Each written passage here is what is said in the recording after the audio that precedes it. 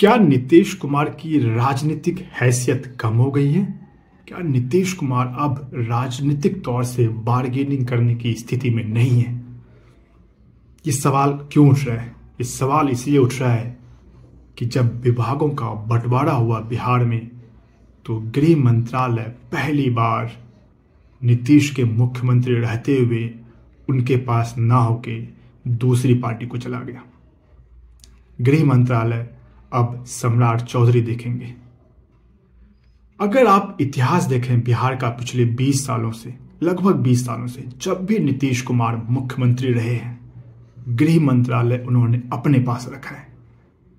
पहली बार 2003 में वो बने कुछ दिनों के लिए, फिर 2005 से लेके 2025 तक जब भी मुख्यमंत्री रहे, गृह मंत्रालय उन्होंने किसी को नहीं दिया।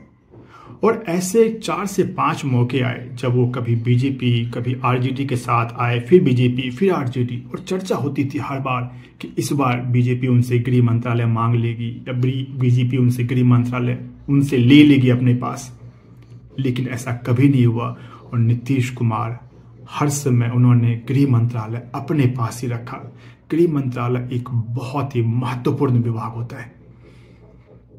तो क्या प्रश्न यही उठता है कि नीतीश कुमार की राजनीतिक हैसियत कम हो गई है? अब वो बार्गेनिंग करने की उनमें हैसियत नहीं रही है? क्या बीजेपी बड़ा भाई बन चुका है? देखिए, सीट का डिफरेंस तो सिर्फ 4 सीटों का डिफरेंस है। क्योंकि जब ये शपथ ग्रहण हो रहा था, उसके बाद तक चर्चा ये चल रही थी कि ठीक है, विधानसभा अध्यक्ष शायद बीजेपी बना ले, लेकिन गृह मंत्रालय नीतीश अपने पास ही रखे। लेकिन जब बंटवारा हुआ तो गृह मंत्रालय सम्राट चौधरी के पास चला गया। नीतीश कुमार चाहे वो किसी पार्टी के साथ रहें, वो चलाते अपने ही हैं। उनको जो करना है वो वही करेंगे। खासकर जो गृह मंत्रालय के अंदर जो ट्रांसफर पोस्टिंग आता है वो बहुत ही इंपॉर्टेंट होता है।